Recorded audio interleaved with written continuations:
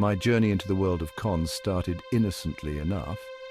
I was just a curious child, fascinated by the way people interacted and the subtle nuances of human behavior.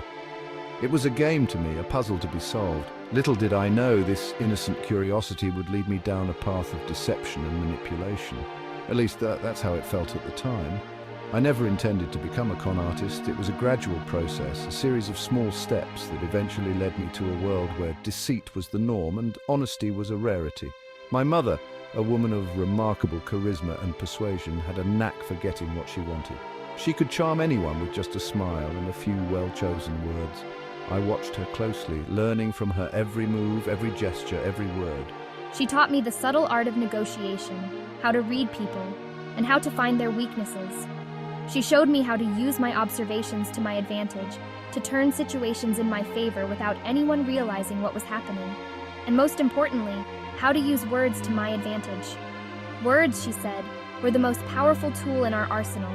They could build bridges or burn them, create trust or sow doubt. It was all about how you used them. These skills, intended for navigating everyday life, quickly morphed into tools for deception. What started as harmless fun soon became a way of life. I found myself constantly looking for opportunities to use my newfound skills, to test my limits, and see how far I could go. The line between cleverness and manipulation blurred, especially when I discovered how easily some people could be fooled. It was a heady feeling, knowing that I could control situations and people with just a few well-placed words and actions. A misplaced word, a well-timed sob story, and suddenly I was getting what I wanted, not because I deserved it, but because I made others believe I did. It was a dangerous game, but one that I found exhilarating. The thrill of the con was addictive, and I was hooked. Our targets were never the vulnerable or the struggling. We had a code, a set of rules that we followed. We believed that as long as we didn't hurt those who couldn't afford it, we were justified in our actions. No, we aimed higher, focusing on large corporations and institutions. They were the perfect targets. Faceless entities with deep pockets and little personal connection. It was easier to justify our actions when we were taking from those who seemed to have everything. They seemed so impersonal, so faceless, that taking advantage of them felt almost victimless at the time.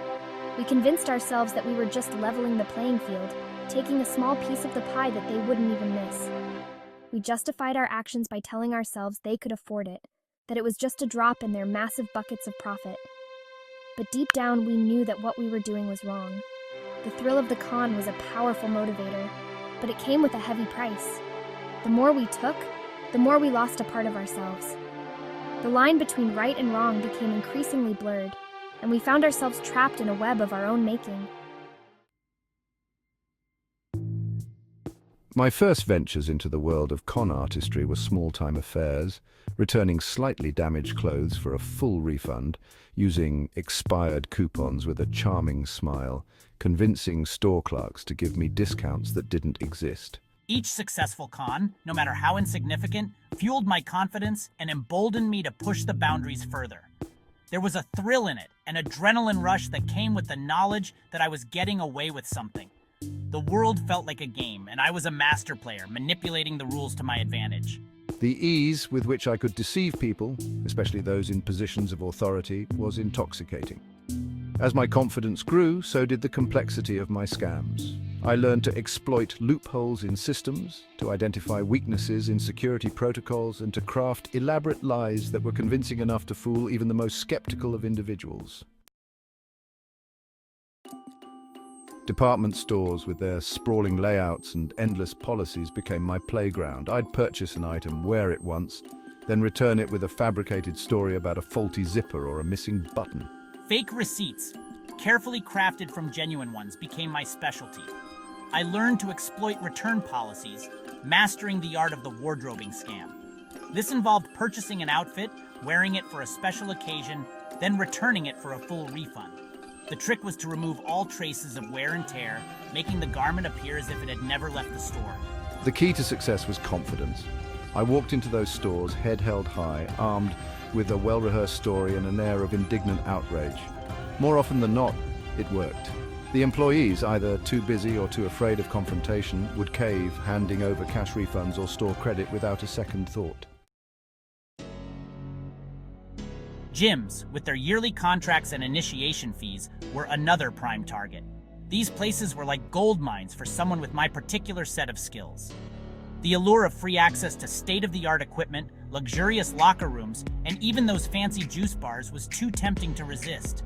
I'd sign up for a membership using a fake name and address, enjoy the facilities for a month or two, then vanish without a trace. It was almost too easy. The fake name would be something common, like John Smith or Jane Doe, and the address would be a vacant lot or an abandoned building. When the inevitable calls and letters demanding payment arrived, they'd fall on deaf ears. The gym's attempts to reach me would be futile.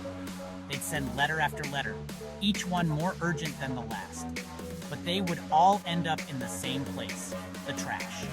I'd create elaborate stories about moving out of state for work or family emergencies, playing the role of the distressed individual facing unforeseen circumstances. I'd tell them I had to leave suddenly because of a job transfer or a sick relative. The more dramatic the story, the better. My ability to cry on cue, a skill honed from years of watching my mother charm her way out of speeding tickets, came in handy on numerous occasions. I'd let a tear or two fall, my voice cracking just enough to sound believable. It was all part of the act. This scam wasn't just about free gym access, it was about outsmarting the system. It was a challenge, a test of my cunning and resourcefulness. Each successful scam was a victory, a testament to my ability to think on my feet and stay one step ahead. The satisfaction came from knowing that I was getting away with something that others wouldn't even dare to try. It was a rush, a thrill that was hard to match. The look of confusion on the gym staff's faces when they realized they'd been duped was priceless. It was a game of wits, and I was winning. Each new gym was a new challenge, a new opportunity to prove myself. And with each victory, my confidence grew. I was unstoppable, a master of deception. The gym rat hustle, free fitness, and phantom memberships. This was my world, a world where the rules didn't apply to me. I was the king of the gym, and no one could take that away from me. Bookstores, havens for knowledge and quiet contemplation, also became victims of my schemes. I'd purchase expensive textbooks or art books, carefully remove the dust jackets, then return them for a full refund, claiming I'd received them as unwanted gifts. I'd spend hours in those bookstores browsing shelves, memorizing titles and prices, studying the habits of employees. I knew when the security cameras were repositioned, when the staff changes shifts, when the manager was most likely to be on break. Sometimes I'd replace the dust jackets with ones from less expensive books, creating an instant profit when I returned them.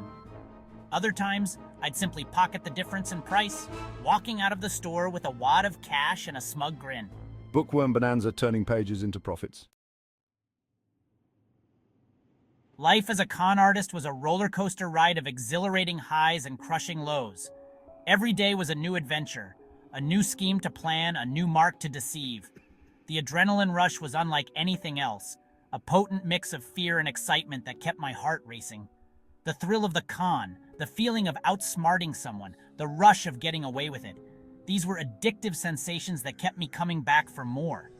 Each successful con was a testament to my cunning and intelligence, a validation of my skills. It was a game, and I was the master player. But there were dark moments too, times when the weight of my actions pressed down on me, threatening to suffocate me with guilt and shame. In the quiet moments, when the adrenaline faded, the reality of my actions would hit me. The faces of those I had deceived would haunt me, their trust shattered by my lies.